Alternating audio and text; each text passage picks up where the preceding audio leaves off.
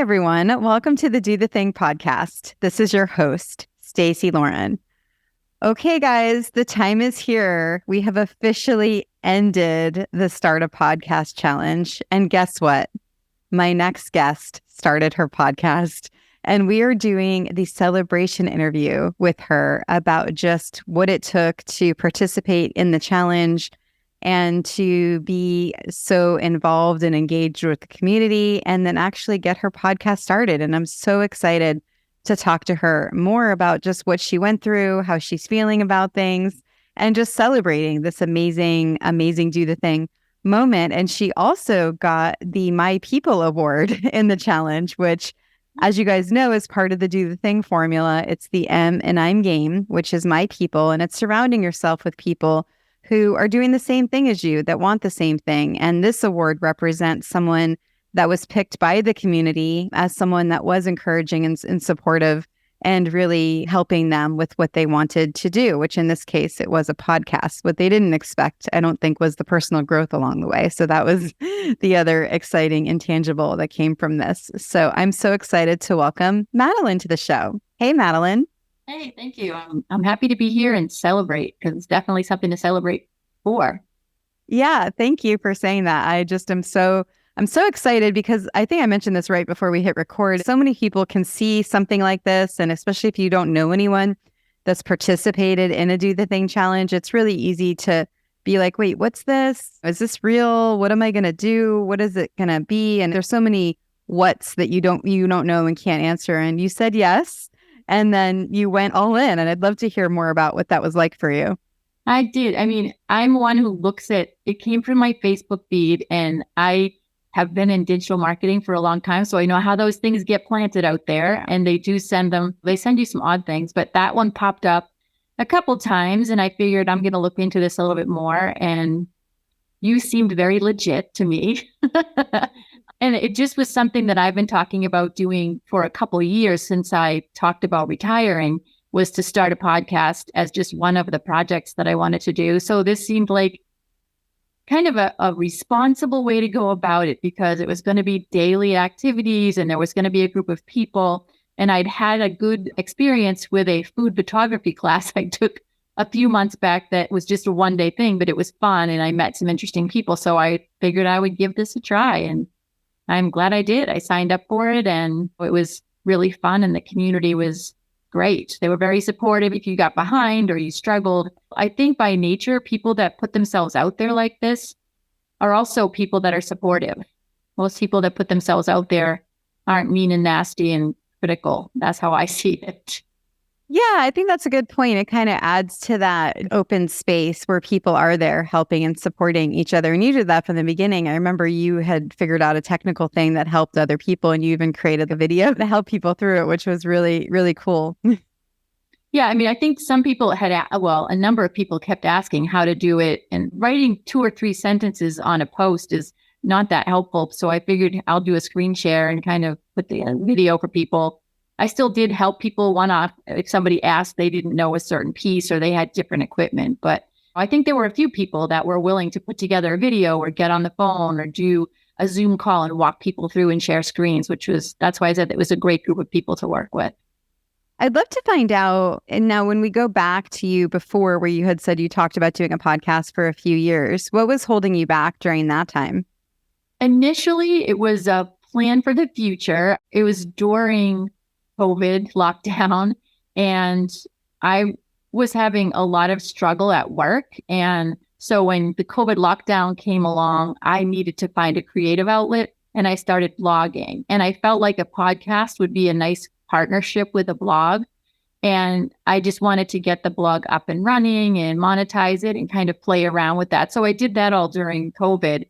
But then at the end of COVID, it was like, okay, I'm kind of tired with this. I moved. It was a lot of chaos in my life. And so when this came up, I started doing photography and selling photos on Adobe stock and that type of thing.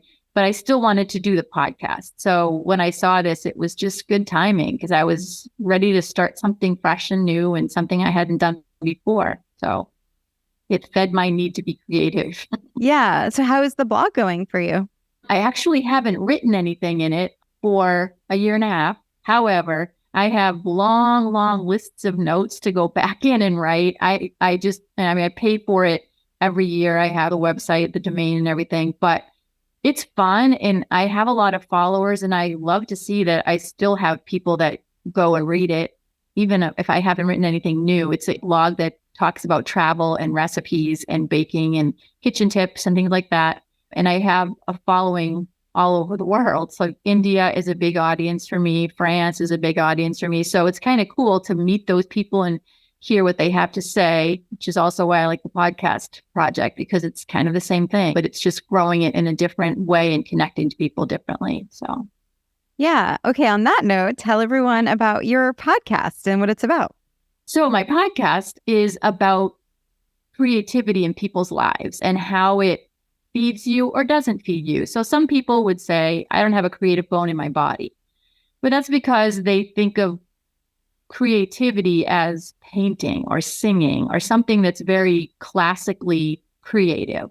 And I do those things, but I find that also true creative people look at the world in a certain way. They see possibilities. They're great problem solvers. They're the people that other people go to help them figure something out, because they don't look at things within the standard box. They look at things from outside the box and can give a different perspective. And so the podcast is kind of about how creativity came into people's lives. Were they raised in a creative household, or did they always have an itch to learn how to do something and they taught themselves? Some people were creative their whole lives. They make a living being creative. One of my brothers played in a symphony for 25 years. And when he was injured during a surgery, ended up leaving that and becoming a full-time goldsmith. And so he designs custom jewelry, totally different, but creative. He would never work a 9-to-5 job. My other brother is a luthier, and he's never really worked a regular 9-to-5 job. Sure, he sold cars for a while and he worked in a sporting goods store, but for the most part, he was a musician and taught himself, or he went to a class on how to build guitars and learned how to write music. And both my brothers went to school for music. They have master's degrees in performance, but a lot of people do that and go out and work a 9-to-5 job. They put all that stuff behind because they need to earn a living. And the people that have to earn a living, like myself, I went and got a regular office job. But on the side, I was always creative. So that's the challenge. And in the podcast, I talk to different people about where that creativity came from and how they rediscovered it or connected with it. So one person I'm interviewing had a traumatic domestic abuse issue in her life and was in a coma for almost a year. And when she woke up, she still has a lot of therapy to do, but when she woke up, she just discovered all different areas of creativity that would connect with her. So she does that all the time, full time. She's not able to work a regular job right now, but she's writing. She's had a book published. She paints. So it's just how creativity interweaves into someone's life. Does it help them get past something? Does it help them learn a new side of themselves? And when I talk to people, it's people from all walks of life and doing all kinds of creativity. Yeah, there's so much in that I love, because I think so many people can get stuck in, this person does it this way, so I must do it this way. And when you get to hear people and all the different ways that they're doing it and all the different ways that it starts, it really starts to open the portals up in your own brain of the ways that you can tap into that for yourself. It takes away fear too, because if there's not just one way to do things, and that's the do the thing challenge, there was not just one way to do it. I mean, even as simple as you don't have to have an iPhone. You can do it on an Android. You don't have to use iMovie. You can use Clipchamp. I mean, there's all different alternatives. And I think once people saw that not everybody's doing it the same, they started exploring new ways to do things or finding their own way that worked for them personally. And I think that's a huge opportunity. And that's what creativity brings about. It's not just about writing and painting. It's about being creative at looking at the world. Yeah, I had this experience myself with just even people always say, write in a journal. And I probably have I have 50 journals right now that I probably need to donate. I'm like, this journal, this is going to be the one that I'm going to use. And it's got all the different things. Then I discovered voice notes in my phone, which is funny because that's where the podcast came from. And that's how everything's sort of now exploding, is from these voice notes. But I learned that I'm just not a journal writer. Right. And I'm not a journal checker offer. I'm a voice note person. And by me recording in my phone, that's where my creativity is coming from, because I'm able to be expansive and open and And I think it's that idea of, just like you said, you spoke to it so beautifully. It doesn't have to be inside this box of what other people do. And it's just open your mind up to the ways that you want to express it. Yeah, and it's interesting that some people love that box. They feel safe living in that box, and they feel threatened if you maybe even tell them that there's no top to that box. They can certainly step out, because some people want to live in a black and white world. They're very uncomfortable when there's gray in the area, because that means they have to be responsible and think and try something that may be new, and they may fail at it, and learning that it's okay to fail and continue on. And what's the next thing that you can do? What's a different way to try it? So I had a therapist one time that told me there's no wrong decisions, just an opportunity to make another decision. Well, it depends on what you're talking about, because there are certainly some decisions that you can't make another decision on. But I think for myself, knowing that if it didn't work out, move on. Because like you said, did you die? I remember singing in a concert and I started singing the wrong song. I stopped. And two people behind me that were in the choir I was singing in started crying. And I'm thinking, okay, people paid money to see this. I need to do it right. And I started over again. But at the end, I was like, I got a standing ovation. I think everybody in that audience recognized, oh, that would be me. I would screw up and then I wouldn't be able to start over. So making mistakes just makes you real. Yeah. And there's just that moment when you realize that, then you're not scared to try new things, because you're thinking, what's the worst case? Someone might be inspired or motivated by me messing something up. Exactly. And they get permission to then do that too, and not be so scared of starting. That's exactly it. I mean, I have a bachelor's degree in theater performance, and so I've been on stage a lot, but I can remember the moment that I realized if I moved on stage and I did something someone hadn't told me to do, but just did it on my own, nothing happened. No one knew, no one threw anything at you. They'd take you off the stage. And when we were little growing up, my mother would always say, when you're on that stage, it's yours. Do what you want. It's going to take them a while to get the hook. So that's kind of what I try to remember, that is, give it a shot. Give it a try. You've got a little while before someone's going to close you down. And during that moment that you have, maybe you'll learn something new. I'd love to hear what kept you motivated during the challenge. The daily dares kept me motivated. There were some nights when I'd be like, oh, I wonder what tomorrow's is going to be. Like, it was kind of an exciting project to look forward to, and wondering if it was something that I could do quick, or whether it was going to be something that I had to sit and think about and get some ideas for. That was very motivating to me. And then checking in with everybody else and seeing what they were doing, because I think it's kind of fun. And even if somebody was behind or had difficulty finding Wi-Fi or whatever the issues were that people had, I still felt like, not that you didn't want to let people down, but that we were kind of all on a ride together. So you don't go on a trip or a vacation and leave somebody at a rest stop. You wait till they're done with whatever they're doing, and then they get back on the ride and keep going. So it was kind of that. It was a journey, and I didn't feel like leaving people behind was the right thing. So that kept me checking in and making sure that everybody was on board and moving forward, even if it wasn't the way I was. Everybody was learning and exploring things. So that was very motivating for me. Yeah, I love the way you worded that, with that we're all on a ride together, because that really brings up that power of being with a group of people that are wanting the same thing.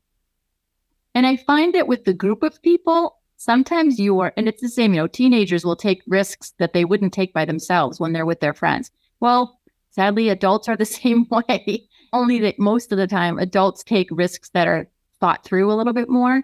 But I think that group mentality, that group adventure, you go further when you've got people cheering you on. If you did everything by yourself, you wouldn't go as far as you do with other people. You just wouldn't. It's a power of team that gets you there. What was the hardest thing that you had to do during the challenge? The hardest thing I had to do was probably carve out time to do the actual recordings and do the edits and set them up, because my kitchen has been torn apart. And actually the celebration was very timely because everything got connected yesterday. So I was like, yay, I have an oven. And I was so tempted to just start baking, because that's my creative outlet these days. But having the online party last night was also a good celebration. And I think carving time out from family and responsibilities, or adulting, if you want to call it that, I've got to just jump in and do this first. I found that I could do things It doesn't take hours. And it just didn't. And if you need to make 2 or 3 recordings and set them aside, and then another chunk of time, you can do another piece of it. You don't have to carve out an entire day to do those dares. So it isn't, if you want to, sure, but I didn't have to. So I would say, good, I have got 20 minutes. I'm going to do this for 20 minutes. And then if I'm not done, I'll finish it later. And that's kind of how I got through it. But the biggest challenge was convincing myself that I had those 20 minutes. That's such a powerful statement. You have to give time to yourself. I've been talking about this with other people and how important it is to put yourself first sometimes. And whether you're a parent or a business person or whatever, you still deserve 20 minutes. You still deserve something. And if you've chosen to do something and you don't give yourself that, you're not respecting yourself and your needs. You're not giving yourself the attention you give your best friend. And that's kind of a sad statement. So you need to be your own best friend and give yourself some time. Yeah. And it's so easy to fall into that trap because you think you're helping everyone else by doing that, by not taking the time for yourself. But what you realize once you start to invest that in yourself, then you're able to spread it to everyone else even greater. Yeah, you're an example. If you're giving yourself a chance to fail, a chance to do something that you're passionate about, or maybe just a chance to do something you have no clue about, but you just want to find out. I mean, that's being polite to yourself, is giving yourself a chance to talk, giving yourself a chance to listen to your own voice and say, I can do this. That's important. If you never listen to yourself, you get to the end of your life and you're all alone with you and you don't even know who you are. So rather than being a stranger to yourself, be your friend. Oh my gosh, Madeline. Is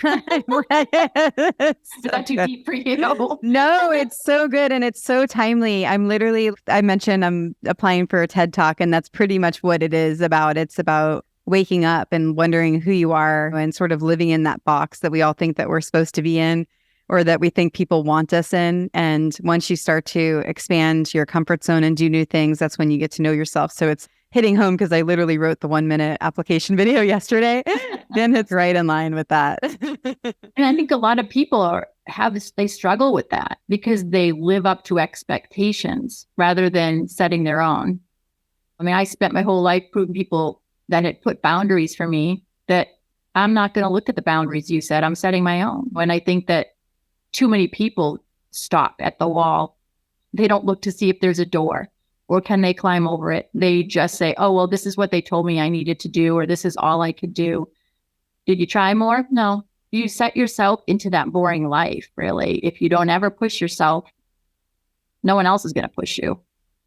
Yeah, because like you said earlier, it's so easy to just have what's familiar and safe until you do wake up one day and you're like, is this really it? And then, exactly. And then that's when maybe something will change, or something, they talk about it with the feather the brick or the semi-truck, something major happens, which kind of causes you to then wake up.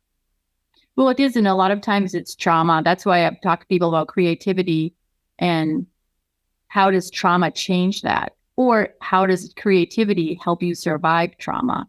Because for a lot of people, you look at musicians and poets and you think, wow, they were so creative and their life was falling apart around them. But in fact, that kind of thing puts you in touch with your inner soul and you feel those feelings so much more. And then you can pour that into creativity and create things that are beautiful or bittersweet or horrifying, but it connects with other people because they recognize themselves in those things. That is such a good point. I hope you'll do an episode about that because I think that I hadn't connected those dots before. I really think that's so powerful. That's why a lot of people that are the most creative have had the most adversity or trauma or whatever you want to call it. And it's because they were able to basically touch that part of them that may not have been touched before.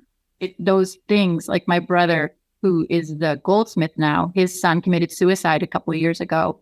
And it's horrifying and he's still suffering from it. But it made him wonder, who am I now? Who am I going forward with? Because now I'm not the person I knew that I was. And he started doing stand-up comedy. So I thought it was funny when you were doing stand-up comedy, but he started doing stand-up comedy and acting. And he's just exploring these new pieces of himself that involve emotion, which before, maybe he wouldn't have felt as comfortable doing that. Now that piece of him has been opened. And while it's terrible and every parent's nightmare, for him, it opened a new part of himself. And he's using those emotions and that vulnerability to explore a whole new area of creativity. I'd love to have you share with everyone kind of what your thoughts are about your podcast and what your hopes are for it as well. I think it's going to be great. I don't think it'll be just one episode. I have interviews scheduled with 6 different people, but I have 25 plus people that have asked me if they could be on it.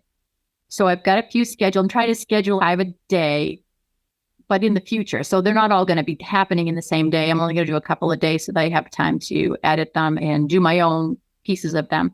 But I'm hoping to be able to talk myself about a lot of things I've experienced in my views of creativity in my life and in other people's lives and bring those people in, and also provide some tips on mentoring or raising children in a creative household where expectations aren't so cut and dried, and letting children discover for themselves where their creative juices lie. It may be in a 9-to-5 job. Engineering, I have somebody who said, I'm a data analyst, but I think I'm really creative at it. Could I be on your podcast? I'm like, sure, that would be awesome. So, I mean, I think that it's more about living outside that box. And no matter what you do, which is why I say it's all creative. It could be somebody who works at a cash register at the grocery store and knows how to pack things into bags to use those reusable bags to the best of their ability. It could be someone who packs a truck and puts boxes in the back of the truck and knows how to get every single space in that truck filled. Or it could be someone who is an opera singer, who they've been an opera singer their whole life and they've just been raised in a household that supports that love. And none of it is not creative. There's creative opportunity for all of it. So I hope to provide that kind of information. And then eventually, maybe I've looked in and I've started making notes and things for a workbook to support creativity within a family or with children or with the elderly, and different ways to collect. Because a lot of times with the elderly, music, and I say the elderly, I'm one of the elderly, but music and art can really get people thinking and get their brains to kind of function better because it's being used in a different way. So somebody who has dementia or memory problems, like my mother had a lot of issues with memory and dementia, but if I sang with her, she remembered all the words to the songs, and she was in her 90s and still sing. She wanted to see how many likes she got on Facebook if I posted a video of her singing. So I record me again. So, but those kinds of things, I think people just don't know what to do. They don't know how to get the kids to sit down and let's do something fun together. So putting a workbook together that has different projects and exercises and games to play might be something that I expand into.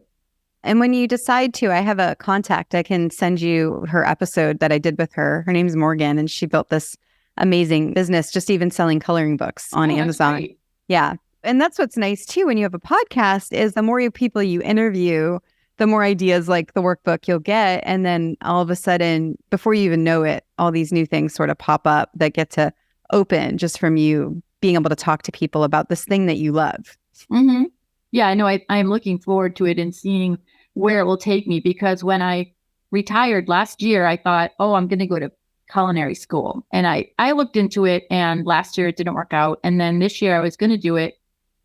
I mean, I've been doing the podcast and I've been experimenting with recipes and looking into some other small businesses. And I decided I don't really know that I need to go to school. I could take a class here and there to learn what I need. I don't need to take how to talk to people. They wanted me to take a communications class. And I was like, I don't really need to take a communications class. I have stood in front of large crowds, like thousands of people, and spoken to them. I don't need to take a class and talk to a bunch of students, but I have to figure it out and follow along with where it takes me. So what was your favorite dare? Well, my favorite dare, let me think what that was. I think it's going to sound weird, but I think my favorite dare was what were the reasons that I wasn't going to be able to do this, because I was shocked at how many things I found that would stop me from doing this. And none of them did, although I would say that occasionally that little list would float across my brain while I woke up in the morning and said, oh, I can't do this, I can't do that. But that was kind of entertaining. And then I guess taking the messages that people left us and making a podcast was really interesting because I didn't get that many messages. One, I couldn't hear the person. One, the person just clicked in on that button and didn't say anything. So I talked to her afterwards. I didn't know we were supposed to leave a message. I thought we were supposed to just click the button. That seemed very, but you know, I had a good conversation with Vicky, was the person that had left me a message, and she did it without a message the first time. And then she had, oh, I did it wrong. So she left me another one. And then we had a really good conversation after the fact. And so I was like, oh, this is really interesting. The whole idea of somebody leaving you a message like that was new to me. And the possibility of creating an episode from a message was really very unique. That was something I hadn't thought of before. And the example that you showed us was like, oh, this is really cool because you could string them all together or you could build off of something. And it kind of made my idea of an episode change. The ideas and the way you could do, there's a lot of different ways you could do an episode. And that kind of sparked that thought. Yeah, that actually is a whole episode for you all in itself, is the creative being out of the box of what a lot of people think a podcast could be and being able to just open your mind to all the different ways that you can explore it, basically. Well, yeah, sitting with my sister out on a highway talking is one way that I probably wouldn't recommend. You could hear her eating and me eating and then trucks going by. So I'm trying to edit all that out, but it'll be interesting. There was no way to avoid the traffic. It was constant, but we could hear us. So that's all that mattered. That's great. I don't think I've shared it yet. I have a sound minimizer. You just upload it into it and it minimizes that back noise. I have a list of notes now. So I'm giving you dares now. Yeah. You gave me an idea for a dare. I might post this in later. It would be fun for the people that that did the excuses video, the one that you're talking about with what are all the reasons that I can't do it. Play it and then say, this is what I overcame and this is how I did it. So that might be fun. I'm daring you to do that later because, yeah, it's cool. I didn't think about that as clicking it together because I think, and it's not even about the podcast. It's just about anything you do. It's like, what are the excuses that you have for not doing it? And then realizing once you are able to set the daily goals, whatever it is for yourself, then you're able and have a community of people, then you can do the things that you want. Well, and true, when you look at something in your mind for this, I had my thought of what is a podcast. And then they came up with all these things that would prevent me from doing it. It's a 5-week thing. Oh my God, there's a whole bunch more that I can't do. And it's a daily activity. Oh, well, it was every time there was something else. But in fact, it's one step at a time. No one's asking you to run a marathon in the next 30 minutes. So if I just said, I'm just going to bite it off once at a time, every morning, I'm just going to do one little piece. And if I don't get it all done today, no big deal. I'll finish it tomorrow. Or, I can't do anything for the next 3 days. I'll catch up. So that was important to convince myself because I didn't set myself up for failure, but I set myself up with excuses if I didn't succeed. So I could just pick one off the checklist and say, that's why I didn't finish. But in fact, none of those things really caused a problem because I had other ways to handle things. So I'd love to hear what you got out of the challenge. I got a podcast for one thing. I have that. I actually made a decision at the beginning that I was going to go through with this. So at the end, I felt good about that because being personally responsible to yourself and accountable to a group like that kind of pushes you there. But also it was fun to do something every day. I mean, as of June 2nd, I'll have stopped working for a year. And so I am not used to having to get up and be on Zoom at a certain time in the morning or do certain projects and have people that report to me. And I haven't had that for a long time. So there've been, in the dead of winter, there've been weeks where I just sit and watch reruns all morning. My dogs make me get up. But it's just like getting used to that and then digging yourself back out from that. That was a huge benefit to me because now I'm out of that routine. Now I have a new routine.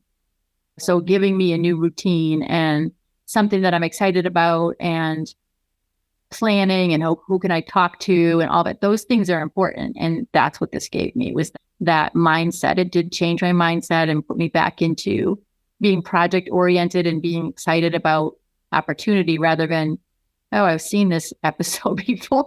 I mean, that's kind of where I'm at. I've seen every episode of so many different TV series. I'm like, yeah, I don't want to watch Little House on the Prairie again. Thank you very much. So this is like, I get to make my own episodes and create something brand new that I haven't seen before. How do you think you might have grown personally through doing the dares and through the challenge? I already have a huge network of people. So that isn't, I mean, it was nice to add to that. And I definitely don't have, I do now, but there's certainly types of people that do podcasts and that were in this challenge that I don't come across. They're people that are focused in different things that I'm just not connected to in my life. So it was neat to have such a cross section of people. And that was personal growth for me, is hearing about things that it doesn't cross my daily path. So it was kind of just introducing me to new things like that. And then also, I think confidence in learning new skills quickly, because I definitely had to learn Clipchamp. I looked up what should I do and got that, and then trained myself. And then, okay, now I have this. How do I get it to my computer? And so being able to go through and do all that technology and learn that quickly and put it together to my benefit, that was a big personal growth thing for me, because usually I rely on my IT department, but I don't have an IT department at home. So growing those skills and being confident in what I've learned and being able to show somebody else how to do it, that was a big piece for me. Do you think it helped you with anything and I'm not saying this is you, but just pick one of these things, perfectionism or needing to know every step before you started? Was there any of those kinds of things that you got from this? I'm a person that likes to read the instructions. I still am. I'm still a person that tries to be on time. And if no one else is there, I get a little angry. I rushed myself here and no one's here, which just happened the other night for a party. And the people thought I worked at the place because I was the only one there when they all arrived.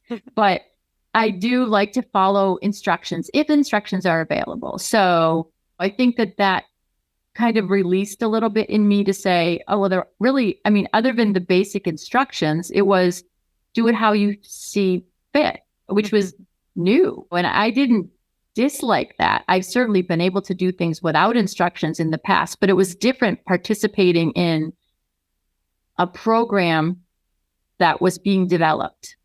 There was kind of well, we haven't run into this before. Let's see if we can do it this way. So that was a little bit new for me as far as learning something new, but kind of learning along. And I've done beta testing on online gaming. I've been involved in some beta gaming. So I understand as things get changed, but this was different than that. This was more like, hey, let's see what comes up and then we'll find an answer for you. And I really liked that, which normally I would say that I would have been horrified if that was the way it was going to be, but I was okay with it because everybody was learning together. Good. And what would you say to someone that may be thinking about joining a Do the Thing challenge and maybe is hesitant? Don't hesitate, because if you hesitate, you won't do the thing, whichever it is. But I think most people, when there's a thing they want to do, usually they really want to do it and they don't feel encouraged. And in this case, there's so much encouragement. There's so much opportunity to explore and take things at your own speed, and people are there with you. I think that was huge for me. Even though I was moving along, there were plenty of people that didn't. And I think that community of acceptance from wherever you're at, whether it's something that you're going to do just for this 5 weeks that we did, or whether it's something you're going to do and run with it for the rest of your life, or it's something that you know nothing about and you kind of want to come in and find out. It's like it's a welcoming party that you can join, and you can kind of sit on the couch and not talk to anybody, or you can take part in the party and learn something new. And maybe you'll learn, oh, I don't want to do this. Or maybe you'll learn, wow, this is really cool. And look at all the fun people I met. And I think that that's part of it. That's an awesome opportunity with the Do the Thing challenges. You get to kind of test the waters, but you're testing them with other people. You're not all alone wondering if it's going to work or not, and giving up too soon and not having really given yourself a good shot at success. And what would be your number one piece of advice for the listeners on doing the thing? I think you should have a big, long list of things you want to do and start checking them off. And doing a Do the Thing challenge like this will give you, especially for something that might be what somebody considers a bucket list, go for the bucket list. Don't wait till that bucket's haunting you from around the other side of the door. Get it done now. Get some things in there because you can add more things to your list and do those too. So get it started. Don't wait. That's what my recommendation would be is don't wait. Do it now. You just added another question because I have a bucket list challenge that I'm planning right now. And since you're familiar with the dare component, I'm curious, do you have any suggestions for some dares for people that are starting a bucket list? I would say it depends on how long someone's list is, but I think it would be interesting to pick your top 5 bucket list items and decide that give them a shorter time frame to complete, but just setting a date. I find that sometimes if you're stressed about something, I mean, a bucket list challenge is kind of a fun thing to do, but if you pick a date, even if you have to push off the date, pick a date. So set your top 5 bucket list things and put a date next to each one of them. When are you going to do it? And what would stop you from doing it at that date? That would be a dare. And then do you have another one? For a bucket list dare, ask somebody else to do one of them with you. It's tough to not be accountable if you've involved somebody else. Ask them to do more if you want, but at least get a bucket list buddy. I like that.